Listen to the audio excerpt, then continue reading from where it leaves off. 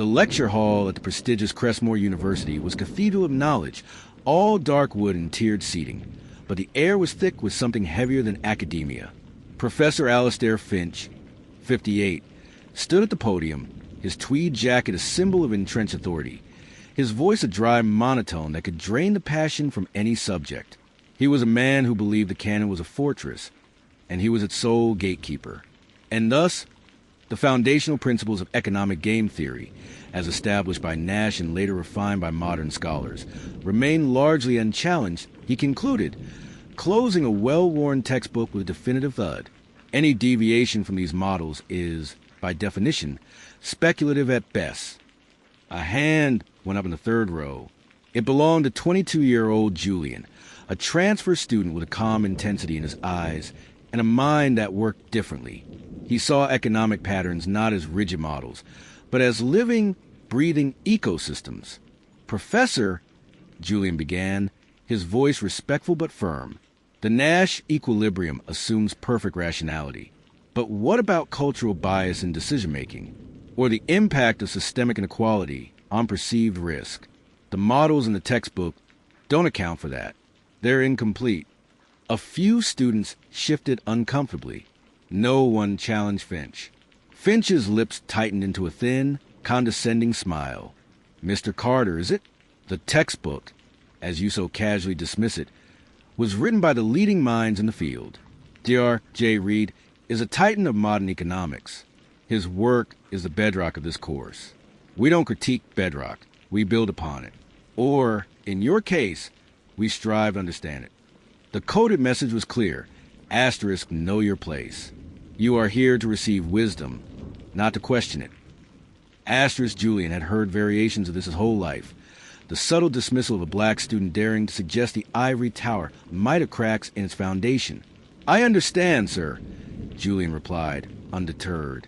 But isn't the goal of academia to expand knowledge, not just preserve it? I've written a paper proposing an alternative framework, one that incorporates behavioral economics and sociological data. I'd value your feedback. He held out a printed manuscript. The title, The Illusion of Rational Actors, a Socioeconomic Model for the 21st Century, seemed to mock Finch from the page.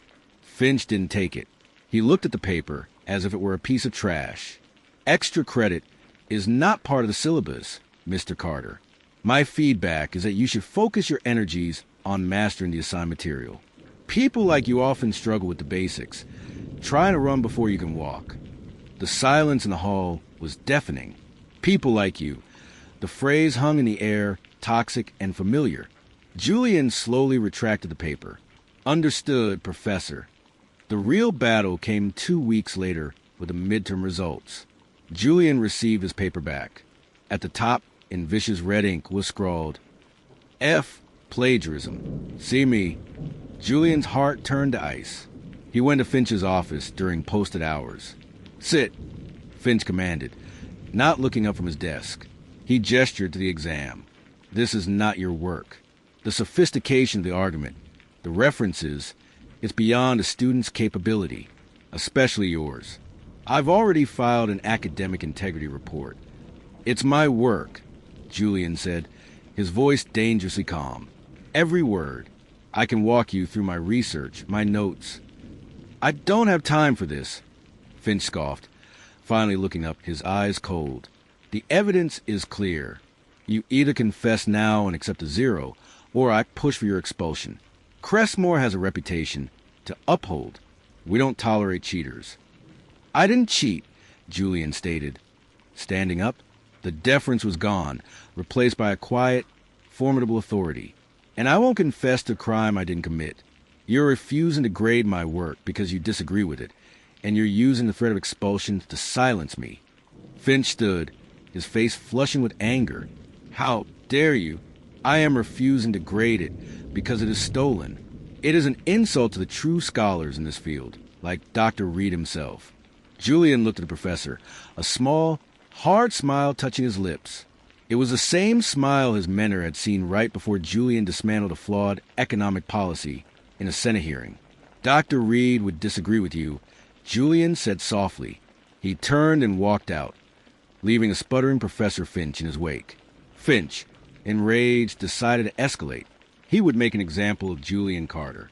He pulled out his copy of the foundational course textbook, Modern Economic Paradigms, by the revered Dr. J. Reid. He would cite specific, complex passages in his report to the disciplinary board to prove a student couldn't possibly have this level of understanding. He opened the book to the introduction, preparing to find a quote, and then he saw it. For the first time, he actually looked at the author's biography on the inside flap. It was a practice he'd never bothered with. The name was all that mattered. The biography was brief. It mentioned Dr. Reid's groundbreaking early work, published under his full name, which he later shortened for his seminal text. Dr. J. Reid's full name was Dr. Julian Reid, and right beside the biography was a small black and white author photo. It was a younger, slightly less defined version of the student who had just walked out of his office. Professor Finch stared, his blood running cold. The textbook he had worshipped for a decade, the bedrock of his entire course, had been written by the black student he had just accused of plagiarism and threatened with expulsion. The world tilted on its axis. Professor Finch stared at the author photo, the confident eyes of a younger Julian Reid, Julian Carter, mocking him from page, the textbook in his hands, the very cornerstone of his academic identity. Suddenly felt like a live grenade. The plagiarism accusation wasn't just wrong, it was professionally suicidal.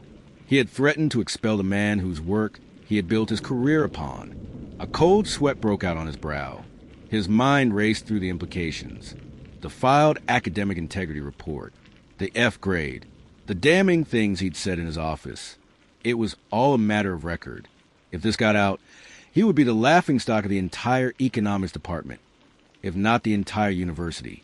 His tenure, his reputation, his very identity as a scholar would be obliterated. Panic morphed into a desperate, calculating survival instinct. He couldn't retract the accusation. That would be an admission of his own catastrophic error and bias. He had to double down. He had to prove that Julian Carter couldn't be J. Reid. It had to be a coincidence, an identity theft, something, anything, other than the humiliating truth. He spent a frantic hour digging through university records and public databases. Julian Carter was a transfer student from a small, less prestigious college. There was no mention of a published author, no record of a Dr. Reid in his student file. Finch seized on this. Of course, he thought, asterisk the boy is using the name to intimidate me. It's a bluff, asterisk. He called his contact in the registrar's office. The Carter student file. Is there any indication of a published work? A doctorate? Nothing here, Alistair, the bored voice replied. Just his transfer transcripts. Finch's confidence, brittle as it was, solidified. It was a ruse. A brilliant, audacious one, but a ruse nonetheless. He would expose it. Meanwhile, Julian sat in the university library, the silence a stark contrast to the storm he knew was coming. He'd known this might happen. He'd published under a pen name precisely to avoid the preconceptions and pressures his age and race would invite. He'd wanted his work to be judged on its own merit. The irony was almost poetic. His phone buzzed. It was his faculty advisor, Dr. Evans, a rare ally in the department. Julian, Finch has formally submitted the plagiarism report to the disciplinary board. He's citing egregious theft of complex, published material. The hearing is in 48 hours. Julian sighed. I expected as much. What's your defense? Dr. Evans asked, concern evident in his voice. You can't just walk in and claim you're J. Reid. They'll demand proof, and Finch will crucify you for the deception. My defense is the truth, Julian said. But you're right. I need irrefutable proof. He opened his laptop and logged into a secure, encrypted email account he used for correspondence with his publisher. He drafted a quick message to his editor, attaching the disciplinary hearing notice. He needed documentation, a sworn affidavit, something official that would shatter Finch's narrative. The next day, Finch made his move.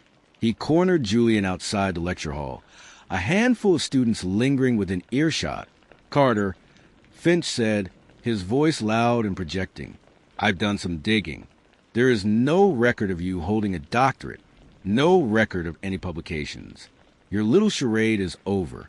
Confess at the hearing, and perhaps the board will be lenient. Julian met his gaze, his expression unreadable. The only confession at that hearing will be yours, Professor. You'll have to admit you graded the author's work without recognizing his voice, that you accuse your own intellectual foundation of being a fraud. A few students gasped, whispering. Finch's face flushed a deep, blotchy red. The boy was still playing the part. "You insolent," he sputtered, but Julian cut him off. "The hearing will be quite enlightening," Julian said calmly. "I look forward to it." He walked away, leaving Finch fuming. But as Julian turned the corner, his composure cracked slightly. His editor had replied. The legal department was preparing the documents, but they wouldn't arrive until the morning of the hearing. It would be down to the wire. The day of the hearing arrived. The disciplinary board, 3 senior professors, including the stern dean of economics, sat at a long table. Professor Finch sat opposite Julian, a stack of papers before him, a smug expression plastered on his face. Finch presented his case, laying out the stolen passages from Julian's exam and comparing them to the textbook. The similarity isn't just in the ideas, but in the very phrasing, Finch declared. It is a clear, undeniable case of intellectual theft from the esteemed Dr. J. Reid. He sat down, confident he had proven his case. The dean turned to Julian. "Mr. Carter, how do you respond to these very serious allegations?" Julian took a deep breath. This was the moment. "I respond by stating that Professor Finch is correct about one thing. The work is identical." He reached into his bag. "Because I am Dr. J. Reid." A wave of disbelief and murmuring swept the room. Finch let out a derisive snort. "A pathetic lie. Show us proof. A doctorate, a publishing contract." "I have it right here," Julian said, pulling out a sealed envelope delivered by courier an hour earlier, an affidavit from my publisher, and copies of the original signed contracts. But as he slid the envelope toward the dean, his phone vibrated on the table. It was a text from his editor. "Asterisk, Julian, we have a problem. There's a legal injunction. A professor named Alistair Finch has filed a claim against the publisher, alleging copyright violation and identity theft on your behalf. He's claiming you are the fraudster. All documentation is frozen pending review." Asterisk. Julian's blood ran cold. He looked up at Finch, who was watching him with a thin, triumphant smile. Finch hadn't just prepared a defense. He had launched a preemptive nuclear strike. The sealed envelope from the publisher felt like a lead weight in Julian's hand. The dean's expectant gaze, the board member's skeptical frowns, and Professor Finch's triumphant smirk converged on him. The text from his editor glowed on his phone screen. Asterisk, legal injunction. Documentation frozen. Asterisk, Finch had outmaneuvered him. He hadn't just doubted Julian's identity. He had legally weaponized that doubt, painting Julian as a criminal mastermind engaged in identity theft and copyright fraud. "Well, Mr. Carter," the dean prompted, his patience thinning, "you claim to have proof." Julian's mind raced. To reveal the injunction now would look like an admission of guilt, a stalling tactic. He had to pivot. "My apologies, Dean," Julian said, his voice steady despite the tremor in his hands. He placed the unopened envelope back in his bag. "The specific documents I intended to present require additional verification. However, the proof is in the work itself. I can demonstrate right now that the ideas Professor Finch calls plagiarized are not just something I've read, but something I live. I can derive the core principles of my own book from scratch, in a way no one simply memorizing the text could." Finch scoffed. "A theatrical performance. This is a disciplinary hearing, not a seminar." "I think it's a brilliant proposal," interjected Dr. Evans, Julian's faculty advisor, who sat observing. "If Mr. Carter can do what he claims, it proves a fundamental, intuitive understanding that goes far beyond plagiarism.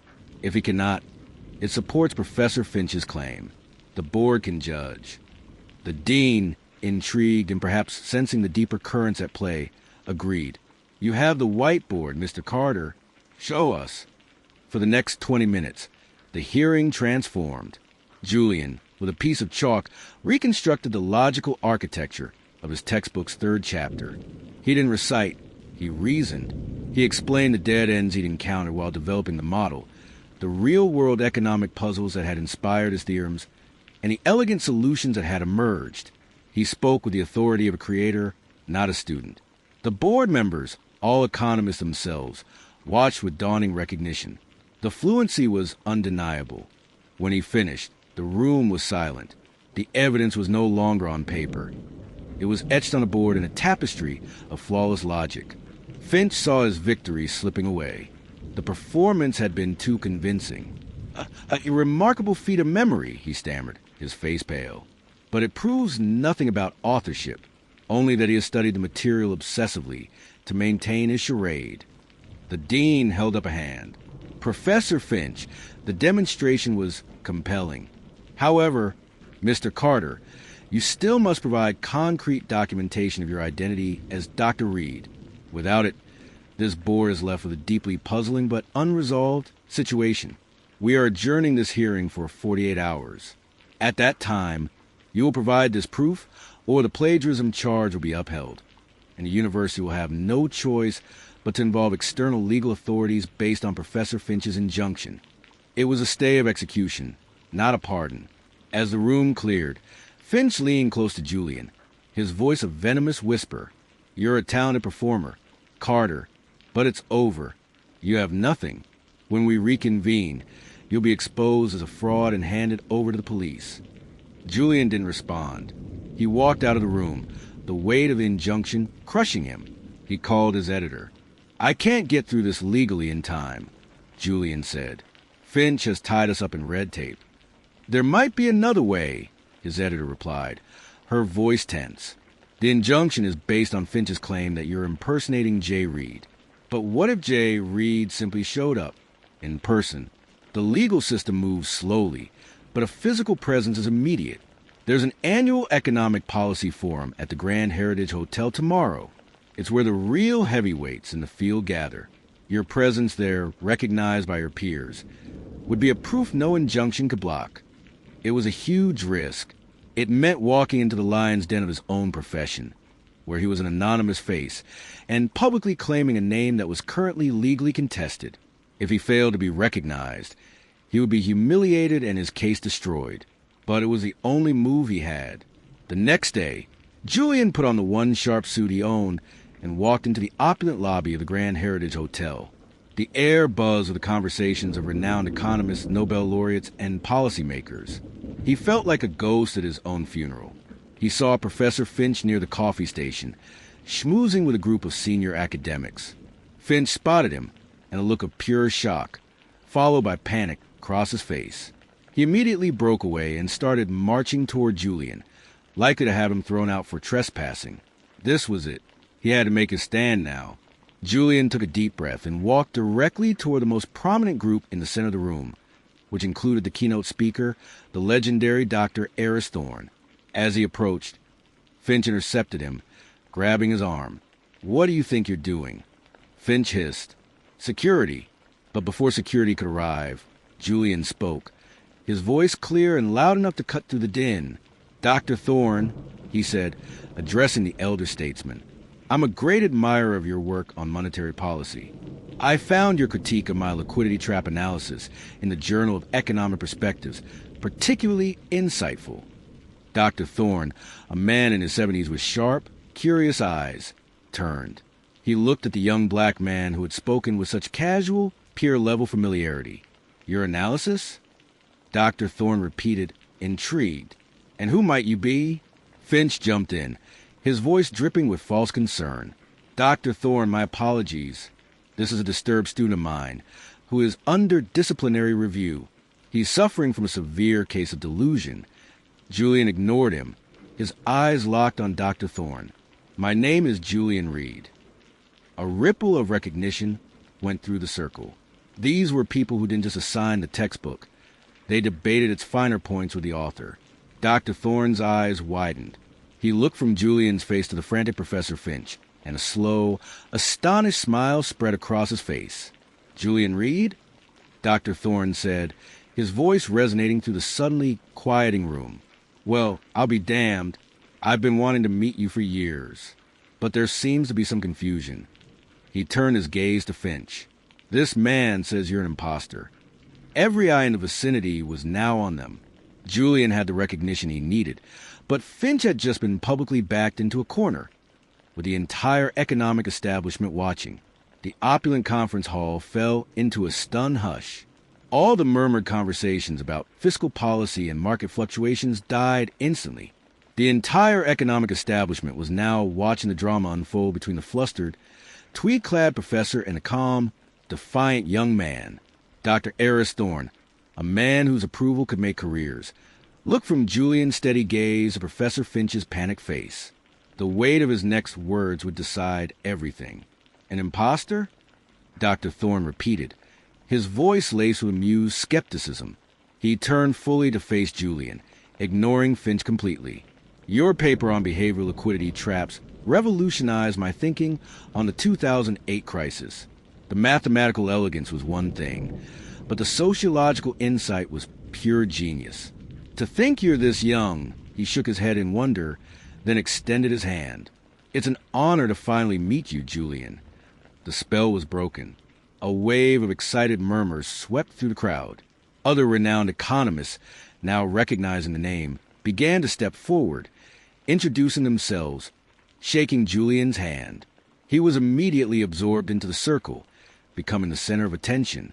Professor Finch was left standing alone, utterly invisible, his credibility evaporating in the face of peer recognition no legal injunction could ever nullify. Finch watched, his face a grotesque mask of humiliation and fury. He had come here to network, to solidify his standing. Now, he was witnessing his professional annihilation. He slunk away from the crowd, his mind screaming for a way to salvage the situation. The victory was public and absolute. Dr. Thorne, upon hearing a condensed version of the story from Julian, was appalled. He immediately placed a call to the university's president, a personal friend, expressing his deep concern about the conduct of the economics department and the egregious mishandling of a scholar of Dr. Reid's caliber. By the time Julian returned to campus the next day, the landscape had shifted. The plagiarism charge was dropped. The dean himself called Julian to his office to offer a formal, groveling apology. Professor Finch was summoned to a meeting with the university provost. Julian allowed himself a moment of quiet satisfaction. He had won. He had forced a corrupt system to acknowledge his worth. But Professor Finch was not a man who accepted defeat. Humiliation had curdled into a venomous rage. In the provost's office, faced with suspension and the ruin of his career, he didn't apologize. He resigned on the spot.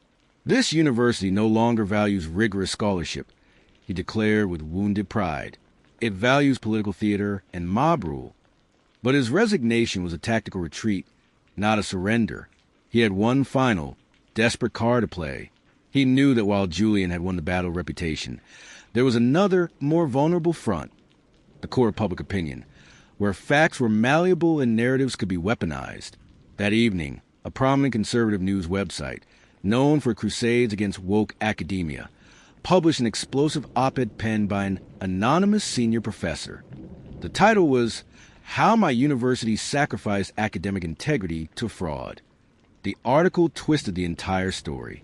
It painted Finch as a brave defender of standards, targeted by a radical, unqualified student activist.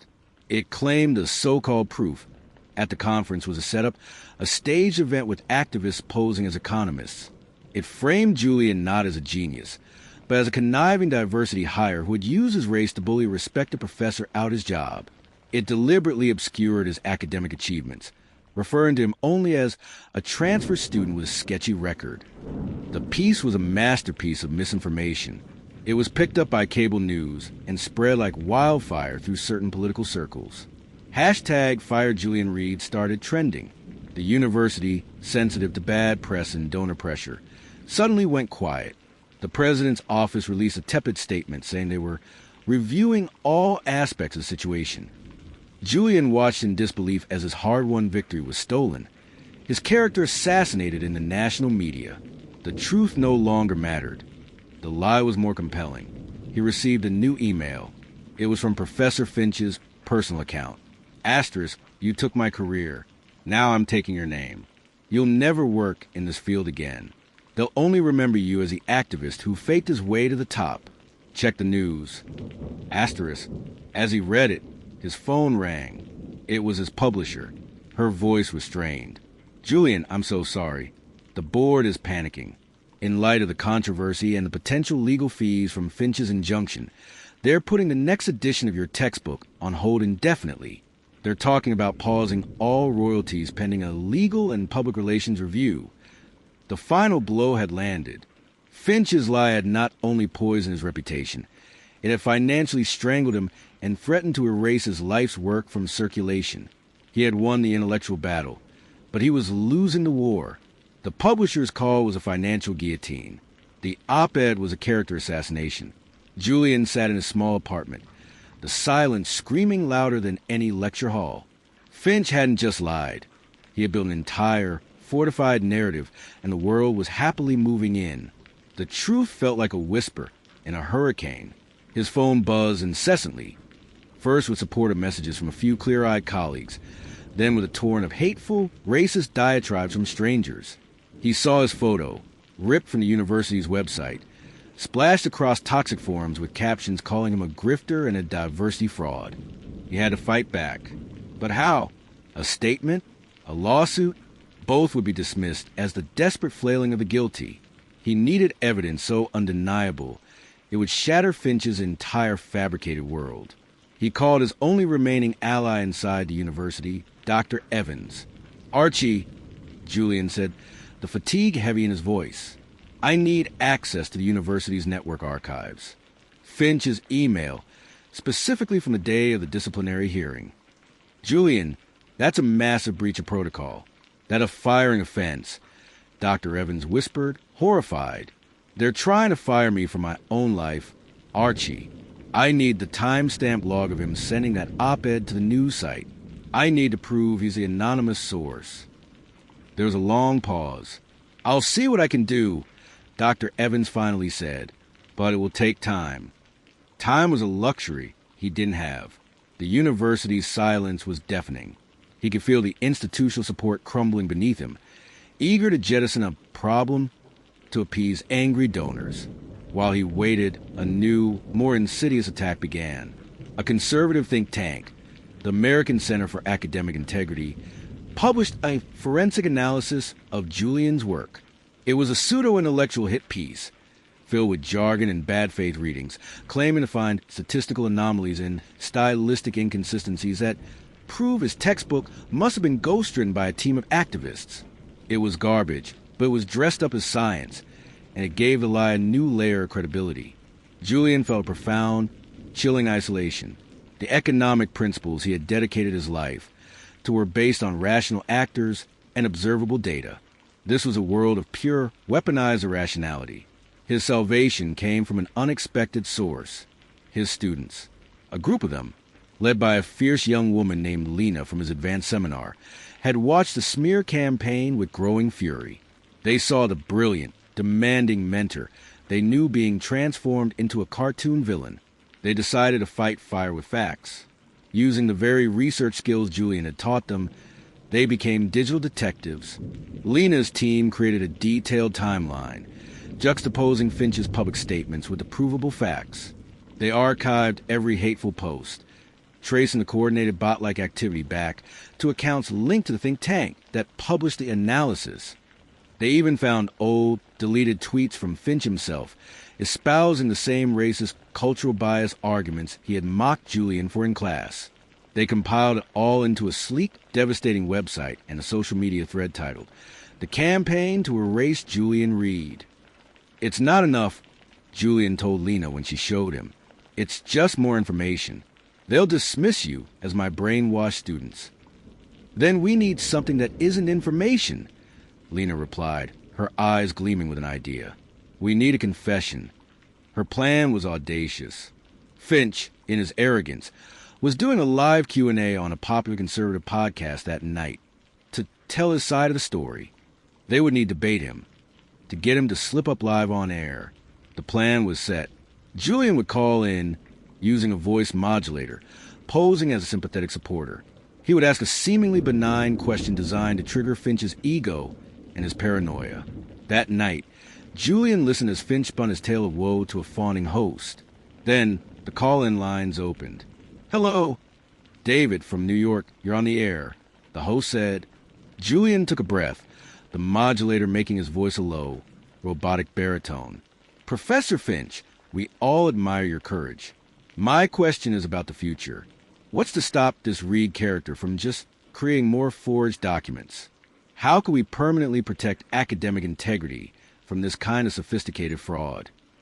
It was the perfect question. It validated Finch's persecution complex and invited him to reveal his endgame. Finch took the bait. "A great question, David.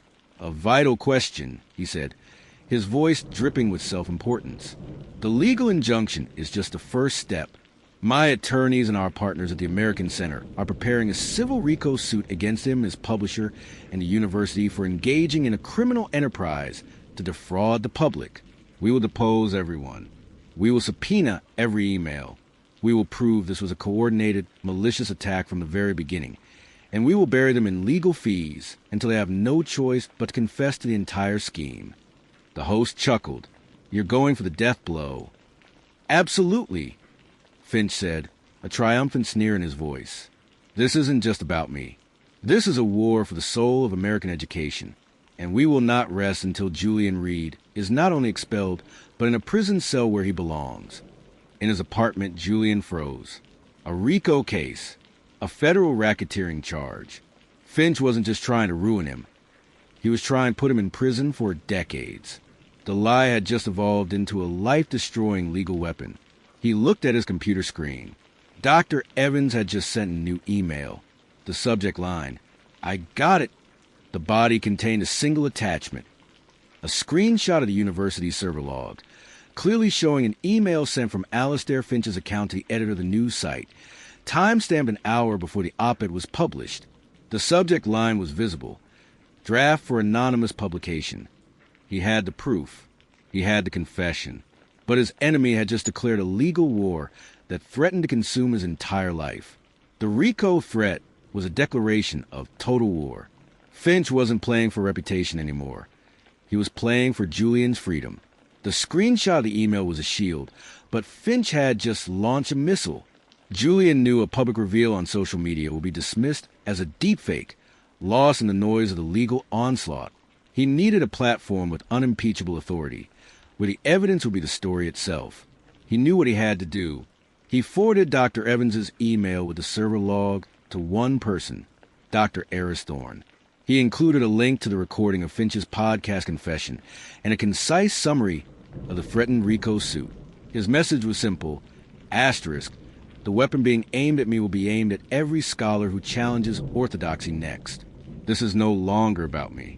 It's about the integrity of the entire field. Asterisk, he was appealing not to Thorne's compassion, but to his self-preservation as a pillar of the establishment. 3 hours later, his phone rang. It was a producer from Economic Hour, the most-watched Sunday news program in the country. Dr. Aristhorn was the guest host for the week. "Dr. Reid, we've been briefed by Dr. Thorne. We'd like you on the show live tomorrow morning. We'll give you a full, uninterrupted segment to present your evidence." It was the battlefield he needed. The next morning, Julian walked onto the bright, quiet set. There was no audience, just cameras, Dr. Thorne, and a national viewership of millions. Across a split screen via satellite was Professor Finch, who had arrogantly agreed to appear, believing this was his victory lap. Dr. Thorne began with a grave tone. "We are here to discuss a story that strikes at the heart of academic integrity. Accusations of fraud, of conspiracy, and of a malicious campaign to destroy a career." He turned to the screen. "Professor Finch, you have publicly accused Julian Reid of being a fraud and are pursuing devastating legal action. What is your evidence?" Finch launched into his well-rehearsed narrative.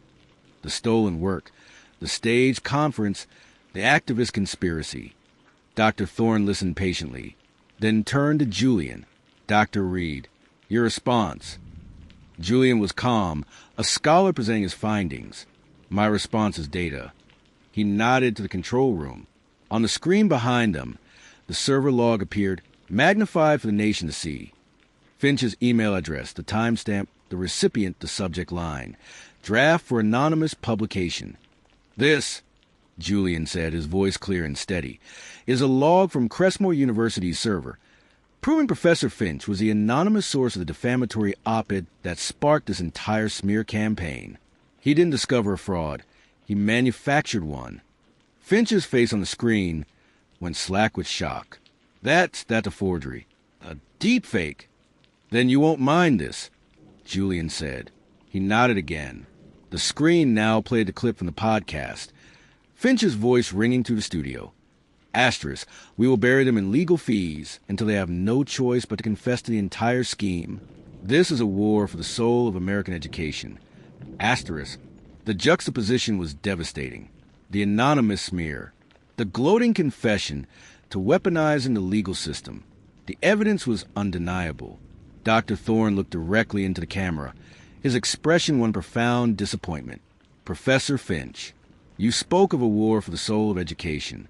It appears we have just seen which side of that war you are on. The side of lies, of character assassination, and of the abuse of power. It was over. The silence from Finch's feed was absolute. You could see the moment his world collapsed through the satellite link. The fallout was swift and absolute. Within an hour, the American Center for Academic Integrity dissolved its partnership with Finch and deleted the forensic analysis. The news site issued a retraction. The university, shamed into action, issued a statement fully exonerating Julian, condemning Finch's egregious misconduct, and announcing a full, independent review of the economics department. The threatened RICO suit vanished. Finch's lawyers dropped him. He became a pariah, unemployable, his name forever synonymous with academic malice. A week later, Julian stood at the podium in his reclaimed lecture hall. The room was packed, the air electric. He wasn't reintroducing game theory. He was teaching a new lesson. The most dangerous economic model, he began, is the one that assumes power will act rationally. True power often acts to preserve itself, regardless of truth or cost. He looked out at the eager, diverse faces. Your ideas have value. Your voice has weight. Do not ever let any gatekeeper, any institution, or any lie make you believe otherwise. He wasn't just Dr. J. Reid, the author, anymore. He was Professor Reid, the teacher who had proven that the most important chapters aren't the ones written in textbooks, but the ones we live. Prejudice tried to fail him, but he had already written the final exam. Arrogance tried to silence him, but truth has the loudest voice. The system tried to break him, so he became professor. The lesson is over. The legacy has just begun.